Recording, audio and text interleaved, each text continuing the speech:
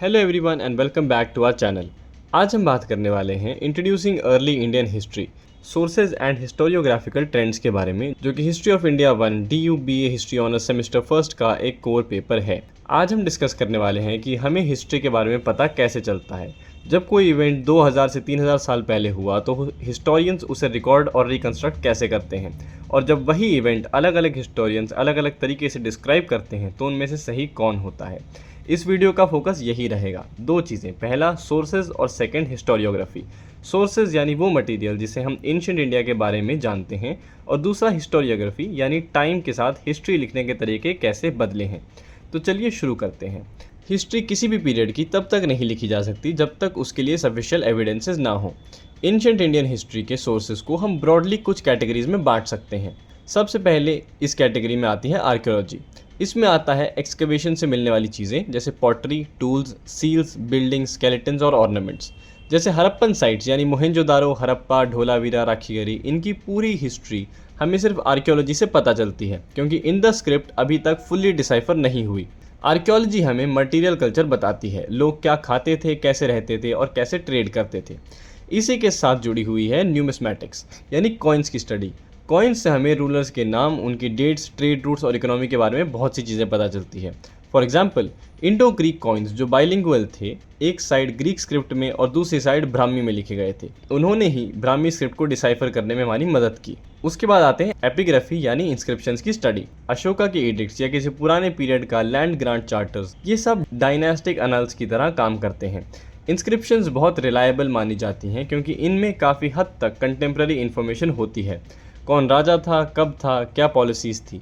Brahmi script का डिसाइफरमेंट James Prinsep ने किया था 19वीं सदी में, और उससे पहले ये स्क्रिप्ट पढ़ना किसी को नहीं आता था। इसके बाद ही हम इंस्क्रिप्शंस को सही से समझ पाए हैं और उनका इस्तेमाल हिस्ट्री लिखने के लिए किया गया है। उसके बाद तीसरी कैटेगरी है लिटरेरी और टेक्सचुअल सोर्सेज की, जो दो तरह के होते हैं, रिलीजियस और सेक्युलर। रिलीजियस लिटरेचर में आते हैं वैदिक लिटरेचर यानी ऋग्वेद से लेकर उपनिषद तक, बुद्धिस्ट टेक्स्ट जैसे त्रिपिटका, जैन टेक्स्ट जैसे अगाम्स और पुराणास।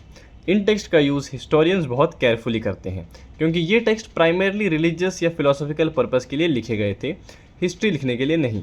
इसलिए इनमें डेट्स और फैक्ट्स निकालना मुश्किल काम है। हिस्टोरियंस को इंटरवल एविडेंस, लैंग्वेज और कॉन्टेक्स्ट देखना पड़ता है। सेक्युलर लिटरेचर में आता है कौटिल्य का अर्थशास्त्र, जो स्टेट क्राफ्ट और इकोनॉमी के बारे में है। धर्मशास्त्र, जो सोशल नॉर्म्स डिस्क्राइब करता है, लेकिन ये लॉज नहीं थे जैसे कॉलोनियल ऑफिसर्स ने सोचा था, बल्कि ये नॉर्म्स और आइडियल्स थे। इसके अलावा एक और सोर्स है संगम लिटरेचर, जो कि साउथ इंडिया से मिलता है और तमिल रीजन की अर्ली हिस्ट्री का बहुत इंपॉर्टेंट सोर्स है। फिर आते हैं फॉरेन अकाउंट्स। ग्रीक राइटर्स जैसे मेगास्थेनिस, जिन्होंने मौर्यन कोर्ट को विजिट किया था, चाइनीज़ बुद्धिस्ट पिलग्रिम्स जैसे फाहियन और स्यूनसांग जो इंडिया आए थे बुद्धिस्ट टेक्स्ट कलेक्ट करने, और अरेबिक राइटर्स जिन्होंने बाद के पीरियड्स में लिखा। ये अकाउंट बहुत वैल्यूएबल है क्योंकि ये एक आउटसाइडर का नज़रिया देते हैं, जो कभी कभी इंडियन सोर्सेज से कोरॉबरेट किए जाते हैं और कई बार कॉन्ट्राडिक्ट भी किए जाते हैं। फाइनली आते हैं ओरल और bardic traditions. Birds local chronicles और फोक मेमोरी से कलेक्टेड इन्फॉर्मेशन। कॉलोनियल स्कॉलर्स ने इनको कम इंपॉर्टेंस दी थी क्योंकि उनको लगता था ये अनरिलायबल है compare to written Sanskrit text, लेकिन आज के हिस्टोरियंस इनको भी सीरियसली लेते हैं, स्पेशली लोकल और रीजनल हिस्ट्री के लिए। तो देखा आपने, हमें कभी भी एक ही सोर्स पे डिपेंड नहीं करना चाहिए। हर सोर्स का अपना लिमिटेशन है और हिस्टोरियंस इन सबको क्रॉस चेक करके एक ज़्यादा कंप्लीट तस्वीर बनाने की कोशिश करते हैं। अब आता है दूसरा बड़ा टॉपिक, हिस्टोरियोग्राफी।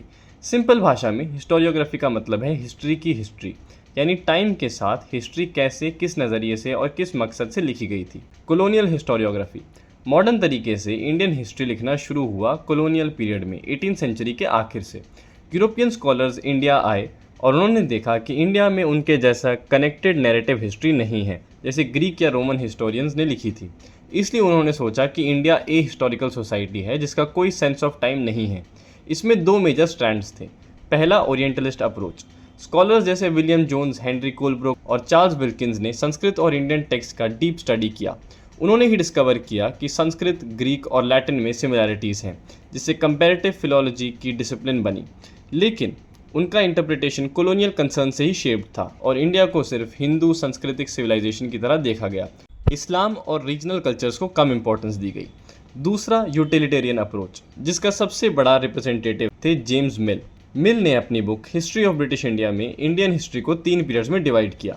हिंदू सिविलाइजेशन, मुस्लिम सिविलाइजेशन और ब्रिटिश पीरियड। ये पीरियडाइजेशन आज भी काफ़ी जगह यूज़ होती है, लेकिन हिस्टोरियंस इसको क्रिटिक भी करते हैं क्योंकि ये प्योरली रिलीजन बेस्ड है और इकोनॉमिक या सोशल चेंजेस को इग्नोर करता है। ये पीरियडाइजेशन आज के कम्युनल और रिलीजियस नेशनलिस्ट नैरेटिव्स की भी जड़ है। Nationalist historiography. 20th सेंचुरी की शुरुआत में जब फ्रीडम मूवमेंट चल रहा था, तब इंडियन हिस्टोरियंस ने कॉलोनियल नैरेटिव्स को चैलेंज करना शुरू किया। ये नेशनलिस्ट हिस्टोरियंस थे जिन्होंने दिखाया कि एंशिएंट इंडिया में भी सोफिस्टिकेटेड पॉलिटिकल सिस्टम्स, साइंस और कल्चर थे। उनका मकसद था कॉलोनियल दावा कि इंडिया बैकवर्ड या अनचेंजिंग है उसको गलत साबित करना। हिस्टोरियंस जैसे आर.सी. मजूमदार और के.पी. जायसवाल इस ट्रेंड के प्रोमिनेंट नेम्स थे। इन्होंने एंशिएंट इंडियन पॉलिटी, साइंस और फिलॉसफी को नए सिरे से प्रेजेंट किया ताकि ये दिखाया जा सके कि इंडिया कॉलोनियल रूल से पहले भी एक एडवांस सिविलाइजेशन थी। लेकिन नेशनलिस्ट हिस्ट्री की भी अपनी लिमिटेशंस थी। कभी कभी ये भी एक ग्लोरीफाइड आइडियलाइज्ड पिक्चर बनाती थी और कॉलोनियल पीरियडाइजेशन को ही इम्प्लिसिटली एक्सेप्ट कर लेती थी। कई बार इसमें रिलीजन बेस्ड आइडेंटिटी भी मिक्स हो गई, जिससे कम्युनल हिस्ट्री जैसी प्रॉब्लमैटिक ट्रेंड्स भी इमर्ज हुई, जहाँ हिस्ट्री का यूज़ पॉलिटिकल मोबिलाइजेशन के लिए होने लगा, ना कि ऑब्जेक्टिव अंडरस्टैंडिंग के लिए। Marxist historiography. 1950s से एक नया ट्रेंड शुरू हुआ, मार्क्सिस्ट हिस्टोरियोग्राफी, जिसके पायनियर थे डी कोसम्बी। कोसम्बी ने हिस्ट्री को सिर्फ किंग्स और डायनेस्टीज़ की लिस्ट की तरह नहीं देखा, बल्कि उन्होंने सोशल और इकोनॉमिक स्ट्रक्चर्स पे फोकस किया, प्रोडक्शन के मोड्स, क्लास रिलेशंस और मटेरियल कंडीशंस। उनके बाद आर.एस. शर्मा और दूसरे हिस्टोरियंस ने इस अप्रोच को आगे बढ़ाया, जैसे इंडियन फ्यूडलिज्म का डिबेट, जिसमें डिस्कस हुआ कि पोस्ट गुप्ता पीरियड में लैंड ग्रांट के थ्रू कैसे एक नया सोशो इकोनॉमिक सिस्टम डेवलप हुआ। ये अप्रोच बहुत इन्फ्लुएंशियल रहा और आज भी कई मेजर यूनिवर्सिटीज़ में ये एक डॉक्यूमेंटेड एकेडमिक फ्रेमवर्क है। लेटर और contemporary trends. Post independence period में हिस्ट्री इंटरडिसिप्लिनरी होने लगी। आर्कियोलॉजी, एंथ्रोपोलॉजी और सोशियोलॉजी सब साथ मिलकर काम करने लगे। हिस्टोरियंस जैसे रोमिला थापर ने डिफरेंट मॉडल्स एक्सप्लोर किए, जैसे सेगमेंटरी स्टेट थ्योरी, इंटीग्रेटिव पॉलिटी और रीजनल हिस्ट्रीज।